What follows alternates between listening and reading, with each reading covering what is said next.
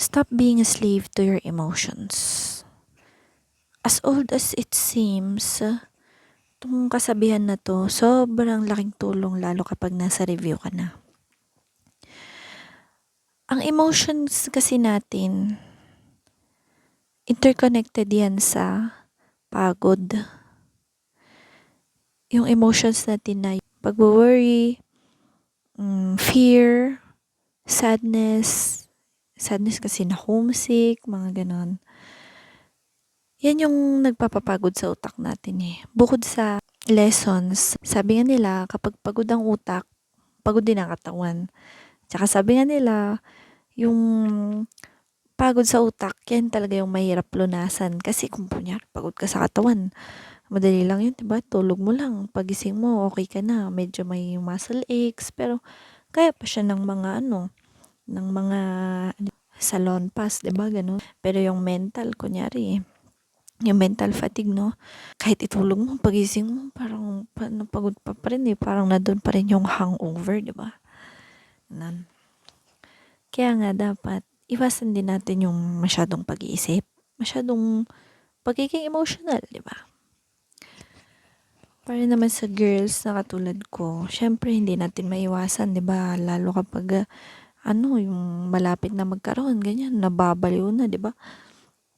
Ang isa sa advice ko is yung pag-regulate ng nervous system natin, Yung pag-regulate ng nervous system, example lang naman is yung pagkain ng tama, pagre-rest ng tama, ganyan. Yung pag-rest kasi ng tama, hindi lang naman siya yung sa tulog eh. Hindi lang din yung matulog ka lang, okay na. Hindi rin eh. Marami rin yun factors, no? Pwede rin naman, nasa search naman siya sa Google. Search mo lang how to regulate nervous system, ganun lang naman. Age, ganito, ganyan. Yun lang. Yun din yung ways para maging less emotional tayo. And syempre yung vitamins, yan nag-work din siya. So, balik na tayo dun sa yung stop being a slave to your emotions since nalink na natin yung emotion tsaka yung mental fatigue, pagod in short, no? Ang effect kasi neto in the long run is kapag isip ka ng isip, pag napagod yung isip mo, magsa-start ka na mag-procrastinate. And pag nag-procrastinate ka na, hindi ka na makaka-review.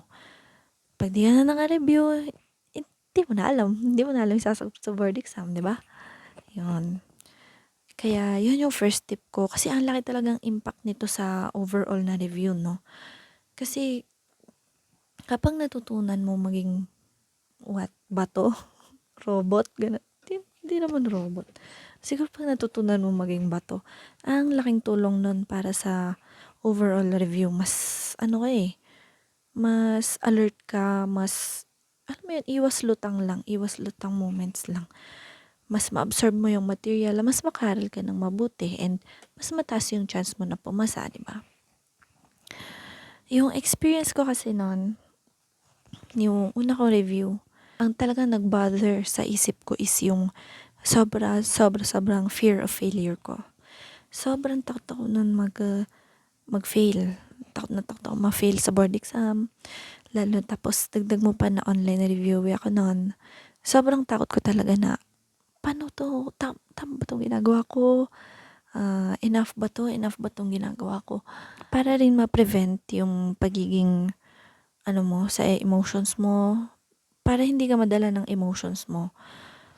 Ang unang-una mong gawin, kapag nararamdaman mo ng pagod ka, tigil mo agad. Tapos, gumawa ka na ibang bagay na mag-rest ka, active rest kumbaga. Kunyari, maligo ka, kumain ka ng konti. Depende, basta huwag kang magpagutom, ganun. Mag-nap ka, pero huwag din masyado. 'Di ba? Napansin mo ba, parang, gawin mo to pero huwag masyado. Magpahinga ka, pero huwag sobra. Ganun. Kasi, lahat ng sobra, masama yan, okay? Tapos, yung isa pa, is mag-meditate ka. Or overall, just be present sa day, no? Sa moment. Be present sa moment and live within the day. Wag masyado advance mag-isip. Wag yung alay-alay na ng iniisip mo. Kunyari, ano pa lang naman, pang ilang buwan pa lang ng review or katatapos pa lang ng review. Paano ba di ako pumasa? Ganito, ganyan. Isipin mo na lang kung anong magagawa mo sa refresher period. Kung di ka masyado naka-review ng review season, isipin mo anong magagawa mo ng refresher season. Ganon. Yun lang naman yun. Huwag mo masyadong pakomplikahin yung buhay mo. Sabi nga ng kakilala ko, simple lang naman yan eh. Ganun lang yun. Huwag mo kung may mga narinig ka kung ano-ano, anuhin mo yan. Psh, taboy mo yung mga negative. Ganyan. Yun lang yun. So, next tip naman natin is develop a plan for your review. Eto na nga, sobrang importante nito yung paggawa mo ng plano sa review. And then yung two main factors sa pag-develop mo ng plan mo is yung learning style mo tsaka yung budget mo para sa review. Kasi pag-take ng board exam, hindi kasi yan basta-basta. Dapat pinag-iisipan yan and dapat kilalanin mo muna yung sarili mo para talaga ma-absorb mo yung mga nasa review, ganyan. Dapat alam mo yung learning style mo, ganyan. Tapos, syempre, yung isa sa pinaka-importante ay yung budget. Kasi, para sa akin dapat talaga you should opt for face-to-face. Okay lang yung online na review, tapos dapat face-to-face ka na kapag refresh yan. Kasi kapag face-to-face, na nahahasa talaga yung yung test-taking skills mo. Tsaka yung pakikinig mo sa lecture, parang napapatagal niya yung attention span mo, ganyan, na walang cellphone, ganun. Kasi kapag, hindi ko naman sa dinidiscourage ko yung online, kasi nga lang, online kasi ako nung first take ko. Tapos doon, nakita ko rin naman yung iba't ibang effects niya talaga. And na-realize ko, hindi nga talaga yun para sa akin, pero, hindi, yun kasi, yun yung problema. Hindi ko kilala masyado yung sarili ko nung nag-review ko. Kaya akala ko okay lang din para sa akin yung online. Ay, isa ring factor nun is yung budget ko. Budget namin ng family ko, 'di ba? Budget namin is para lang sa online review, ganyan. Ayun na nga, balik na tayo. 'Di ba, yung dalawang main factor na learning style at saka budget. Paano mo ba malalaman yung learning style mo? Marami namang nasa-search diyan, ano? Tsaka, dapat alalahanin mo, paano ba ako nung college, ganyan. Slow learner ba ako? Fast learner ba ako? Ganon. Tapos naman yung sa budget, ganyan. Yun na nga yung, parang sa amin nun, ang kulang sa budget na mapang face-to-face sa Manila. Kasi, alam niyo naman, di ba, parang medyo mahal yung mabuhay sa Manila. Apartment, pagkain, transpo, kung magta-transpo ka, ganon. Alam mo yun, tsaka, wala pa kang kakilala doon, mga ganun. Maraming factor, no? Okay. Ito, yun na actually yung first step, no? Paano ka ba mag-develop ng plano mo sa review? Paano mo atakihin? Paano mo atakihin yung board exam? Ganun na nga yung, parang laban siya no? Ganun. First step is you to know yourself. Sabi ko nga, may mga nasa-search kung paano malaman yung learning style mo. Yan. Alalahanin mo ng college. Ako kasi, hindi ko masasabing fast learner ako. Pero di rin naman ako slow learner. So, sakto lang siya. Tsaka, yun sanay ako nga mag-isa. Kaya sabi ko, okay sa akin ng online. Okay naman siya nung review. Pero, yun nung refresh, parang hindi na Parang medyo naano ko na nababother na ako na nasa startle na ako na, lapit na ng boards. Tapos walang kausap. Kausap mo to. Diba? Parang, yun pala, kailangan, yun ganun kasi ako, yun naman yung hindi ko na-realize sa sarili ko na kailangan ko ng kausap ko, karamay, ganun. Hindi naman sa dependent ako sa ibang tao, pero yun kasi, that's just me. Mahilig ako makipag-usap na, ang hirap nga mga ganong bagay. Okay, so step 2. Ayan. Research well about review centers. Kasi meron mga review center na fast-paced, meron yung mga review center na medyo mas mabagal, slow-paced. Meron yung review center na, ay kasi yung mga fast-paced na review center, yun usually yung sobrang daming kino-cover, ganyan. Maraming kino-cover na topics. Kasi gano'n naman ang board exam, di ba? Anything under the sun, yan, pwede lumabas yun. Tapos, yung ibang review center, yun nga yung sinasabi ko, slow-paced, ganyan. Mas slow-paced sila kasi mas konti yung topics na kino-cover nila. Parang pili lang talaga, gano'n. Sila na yung pumipili, gano'n. Parang nila nalalaman kung siguro sa trend, yung mga gano'n. Yung trend ang finofokusan nila, gano'n. Ayun, kaya dapat importante rin talaga yung nagre-research ka ng mabuti tungkol sa mga review center. Lahat naman yan, may page naman sila eh. So, pwedeng-pwede ka magtanong kung dun sa presyo, syempre yan, how much po, ganto-ganto, planning to review this, how much po, syempre, tanungin mo yung mga senior mo kung anong experience sila sa ganito, ganyan, paano ba yung style ng review center, ganyan. Check mo rin yung track record, no? Track record nung, tignan mo, nakukuha ba nila, yun. And then, step 3, develop a plan according to your learning style and budget, yun na nga yun. Yung gagawin mo na based sa mga research mo, tsaka yung pagkilala mo sa sarili mo, no? So, example nito, no? Ako kasi pagkakamali ko, yun na yung una, hindi ko kilala yung sarili ko masyado. And pangalawa, parang nagmadali ako, no? Parang hindi ko lang inisip na mabuti. Kasi, ano yun eh, nag-review ko 2 review center. Pinagsabay ko online. Kasi sabi ko, parang the more the references, the better. Eh, yun pala, hindi ko kaya yung ganun karaming sinisiksik sa isip ko eh, diba? Yung iba kaya nila yun, pero yung pala ako hindi. Yung pala, mas fit pala ako sa review center na mas mabagal at mas konti yung topics, pero tutok talaga sa topics. Kumbaga nasa fundamental siya, no? Yun pala ako. Fundamentals based. Ganun ako eh, bago ko pala maintindihan yung topics. Pero meron kasi yung mga taong okay lang sa kanila, kaya nila isiksik, di ba? Kaya nila isiksik, tapos parang na-organize nila yun sa isip nila, ganun. May mga ganong tao. Oops, huwag kang magalaw. Ayan. Tapos, ang wish ko na ginawa ko sana, sana pala kasi rin ako nung college. Kumbaga kasi nag-transfer lang ako nun, ng school. Hindi school na university school lang, dating ganitong course, papunta sa ganitong course, ganun. Tapos, syempre, expected mo na syempre sila magkakilala na sila, ikaw bago ka lang doon, di ba?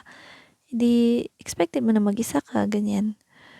Tsaka yung subjects ko, meron yung mga na-carry na subjects. So, nung parang final year ko na, konti na lang subject ko. So, sabi ko, sana pala, nung time na yon nag-review na lang ako ng online. Nag-enroll na ako ng online review. Para nung graduate ako, after graduation ko, na ako, face-to-face na review na, ganun, or refresher na lang, di ba? Yun sana yung naging diskarte. Para sana, siguro, pwede rin ulit ako mag-full na online review nun. Tapos face-to-face na refresher pero yung review ko na online na yun, nag-work ako. Nakapag-ipon ako ng pang Manila, ganon. Ganon sana, di ba? Yun yung parang magandang diskarte para sa akin na medyo na-overlook ng iba or hindi pala ako aware sa ganon na pala strategy ng iba. Dati pa, ganon. Hindi ko kasi alam eh. Yun naman. Yun lang naman. Kasi kapag plinano mo yung review mo, matatanggal mo yung pag-overthink. Feeling mo mas prepared ka. Syempre, pag nangyari yung dalawang yun, di ba? Matanggal mo na yung hindi ka na maging alipin ng thoughts mo, di ba? Yun yung sinabi ko sa first tip ko, yung don't be a slave of yun, makakabawa siya sa iniisip talaga kung nagplano mo yung review mo. Yun. Third tip, note-taking is more important than you think if done correctly. Kasi naman, nabasa ko to sa yung book na yun, yung Outsmart the Board Exam. Nabasa ko na dapat may summary notebook ka. So, nung una ka review, gumawa ka summary notebook. Problema lang, yun na lang ginawa ko. Hindi naman sinasabing yun na lang ginawa ko. Siyempre, nag-solve pa rin ako. Pero, kasi nga ang effort ng ginawa kong summary notebook. So, ngayon, ano na siya, um, parang na-lessen yung time ko sa pagsosolve. Imbis na mag-solve ako, ginawa ko na yung summary notebook ko. Ang ganda-ganda ng summary notebook ko. Tapos yung sinolve ko, ilan? 10? 15? 20? Diba? Pwede eh. Okay lang yun. Pero dapat at least maka 50 man lang a day, diba? Yan, papakita ko siya. Ito yung notebook ko nun. Ito yung notebook ko nung online, te. Effort kong effort. A for effort. Oh, kita ba? Basta, straight lines yan lahat. Ang makikitang hindi na ruler na formula dyan. Ayan. O, diba ang dami niyan? Hindi ko yan memorize nun. Yun. Tapos akala ko I'm doing so much na, wow, so proud naman ako. Galing-galing ko. Ang dami ko natapos na notes. Hindi ko rin yun at that time. Hindi ko na-realize yun. Eh, mali ko ba? Diba? Pero ito na yung notes ko nung second review ko. Ano na siya, concept focus talaga siya, and kung paano ko naintindihan yung lecture, yun yung notes ko. Tapos sobrang bilis ko lang itong gawin. As in, ang lecture kasi nun sa online, anong oras yun? 6 to 9 p.m. Tapos 9, 10, 11. Sabi mo 2 hours kung medyo inaral ganun. Tapos may notes na ako, ganyan. Siyempre, aralin mo pa rin yung concept, di ba? Review ko nga eh. Yan na lang siya, ganyan to na lang siya. Ay, kita ba? Parang medyo warak-warak na lang siya, ganyan. O, mga ganyan na lang. Hindi na siya, wala nang na-ruler dyan. Diyos ko, ruler ka pa eh. Bakit nga ba? Bakit nga ba ang importante ng notes? Kasi naman, yung pag na-notes mo, parang crutches mo yan eh. Crutches mo yan sa pagsasolve, no? Di ba nakapag-notes ka na? Parang yun yung guide mo. Di ba magsasolve ka? Tapos makakalimutan mo yan eh. Alam naman na kaka-lecture lang. Tapos alam mo na agad, na-memorize mo na agad, di ba? Siyempre, may mga ganong tao. Pero para sa akin na, normal person, normal student lang. Hindi ko naman agad yun mamememorize. So, itong formula notebook, parang ito yung record mo nung lecture eh. Nung lecture, tsaka both ng notes or handouts na binibigay, ganun. Yun na yun. Tsaka yun na yung summary mo, yan na yung babalik-balikan mo hanggang sa refresher, hanggang sa duluduluhan na ng review. Ayan, yan na yung babalikan mo. Kasi, hindi naman yan yung hanggang dulo ng refresher, naalala mo ba yung ganito, di ba? Parang, ano na ulit yun? Oo nga pala. Tapos, memorize mo yun eh, ma'am. Memorize mo yun, kakasolve mo, tsaka yung ulit mong sinusulat sa scrap, whiteboard, ganyan. Memorize mo yung formula. Sobrang importante ng notes. Yan, no? Lalo na kapag refresher na. Yan. Ito kasi parang masyado mic na to. Nung refresher kasi, nagano na ako. Gumawa ako ng, doon lang ako gumawa ng flashcards. Kasi yun yung mga lagi kong nakakalimutan, no? Mga lagi kong nakakalimutan, yun yung nilagay ko sa flashcards. Ganyan. For example, auto dryer. Yung lagi ko nakakalimutan, dryer. So, nilagay ko siya sa isang flashcard. Tapos, kapag, kunyari, mastery exam, no? Pagka mastery exam, ito na lang titignan ko kasi naalala ko na yung iba eh. Naalala ko na yung mga nasa notebook ko na. Ayan. O, titignan ko na lang dryer. Ano na ulit yung dryer? O, diba? Paano ba ginawa tong flashcards? Galing sa notes ko, diba? Kasi alam ko na kung ano yung lagi kong nakakalimutan. Ano ulit yung lagi-lagi kong nakakalimutan yan? Binookmark ko siya. Example niyan eh, sorry naman kung lagi ko nakakalimutan na, pero yan, gas mixture. Example. O, yan, example yan. No, binookmark ko talaga yan. Kasi lagi ko nakalimutan for some reason. Kasi yan, nilagay ko na siya dito. Nandito lang siya.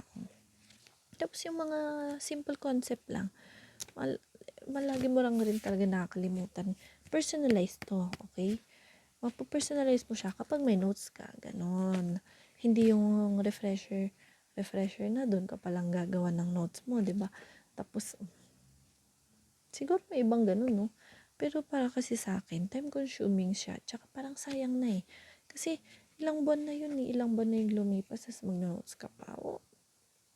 Okey lang 'yun, but yeah, based on my experience 'yan, sobrang importante ng notes. Dapat una pa lang mag-notes ka na kasi sobrang importante niyan, lalo 'pag 'yung sa math at saka MD.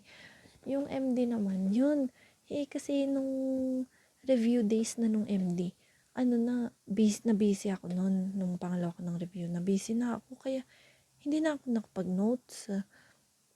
So, ang ending nun nung nag face to face na ako ng, refresher, dun ko palang ginawa yung pinaka-summary sa summary talaga ng top ng mga formulas kasi 'di ba formula based ka machine design. Yun, dun ako gumawa, ganyan, ganyan. Tapos din ako gumawa ng flashcards nun. Yun naman yung kapalit nun kasi sobrang dami na nun, eh. Tsaka 'di ba yung flashcards ko yung mga lagi ko nakakalimutan, lagi kong nakakalimutan lahat, eh. Hindi naman. Pero ano na lang siya, ang pang-compensate ko dun yung is nasa whiteboard ko na siya, yan. May whiteboard kasi diyan. Tapos yun dun ko na sinusulat, ano ba lagi kong nakakalimutan, ganyan. Tapos pagising mo sa umaga, ganyan. Okay, gano'n siya, gano'n. Sobrang importante ng notes po, mga engineers, super importante nun, okey? Emphasize ko siya kasi yun nga, and may tama tsaka maling way ng paggawa ng notes, okey? Yun na nga, yung mali nga, yung masyadong ma-effort, masyadong maganda, na lahat na lang ni-ruler na, gano'n. Time consuming, masyadong time consuming. Fourth tip na, okey pa ba 'to? Naiirita kasi ako, eh. Yan, fourth tip na tayo. Two heads are better than one. Eto na. Ang inano ko lang naman dito, the importance of roommate and or study buddy, no? Kasi, nung online ako yan, ang experience ko dyan, never, once or twice lang ako nagtanong sa instructor as in. Tapos, syempre online. Hindi naman ako mahilig makipag-chat-chat kasi mga group chat, di kasi mahilig sa ganun. So, I only have myself. Tsaka syempre yung ano ko rin, kapareha ko na nagre-review online na kakilala ko ganun. Minsan lang ako magtanong. Kasi inisip ko, busy rin to eh. Alam na magtanong pa ako, busy rin to. 'Di ba? Ganun. Eh, sobrang dami-dami nung online. Ayan. Iba rin kasi yung kunyari may roommate ka. 'Di ba? Ako kasi nun, sa upper bunk ako nun eh. Tapos, syempre sinak mo na, busy ba to? Tapos mamaya, tanongin ko, tol, may tanong ako. Ganun. Ganun lang kasimple. Tapos, yung ang tagal-tagal mong hindi mo magets, tagal-tagal ko hindi nagigets. Parang, syempre tatanong mo, di ba? Parang, paano ba to? Ganyan, ganyan. Tapos, pag-explain niya, oh, yun pala. May iba ring perspective eh. May iba rin siyang, tapos ma-realize mo, oh nga, no, ganun lang pala yun. Diba? Okay naman. Ganun siya, ganun yung, ano rin kasi yun eh. Alam niyo yung kasabihan na no man is an island. Ganun. Kahit, minsan, meron talaga yung mga tanong na kumakamot sa, natin, utak natin, ganyan. Pero, talaga hindi makamot, ganun. Ipakamot mo na lang sa roommate mo, o diba? Parang ganun. And then, another effect na yung may kasama ka, ganyan, mayroon kang study buddy. Buddy-buddy in general din. Syempre, trauma bonding, di ba? Preske yung, nakakainis naman to, yung ganto-ganto. Parang nahirapan talaga ako sa ganto-ganto. Hindi ko alam kung masabi mo siyang trauma bonding. Iba rin kasi yun eh. Pero na lang, ibang term na lang. Parang, nakikiramay, mayroon kayong karamay niyo yung isa't isa, di ba? Eh, ito, sabihin ko nga yung, sabi nga doon sa review center namin, kunyari, tanong ka sabihin mo sa pamilya mo, ma, hirap na ako dito, ang hirap naman na itong inaaral ko. Ano ba sasabihin nun? Syempre, sasabihin niya, okay lang yan, kaya mo yan, di ba? Parang, hindi ko na kinakaya. Ang hirap ng machine design. Dami-daming kakaiba. Parang ganun. eh, iba pa rin kapag may kasama ka,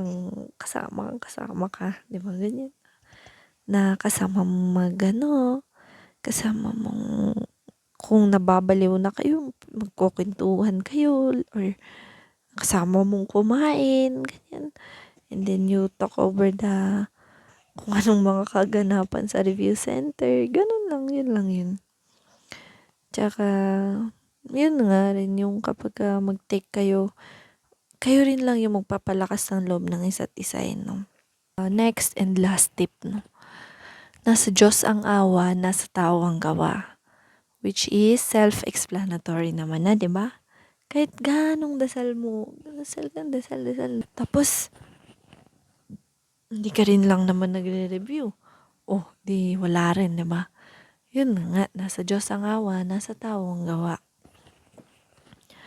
Andyan si Lord para gabayan tayo, bigyan tayo ng strength.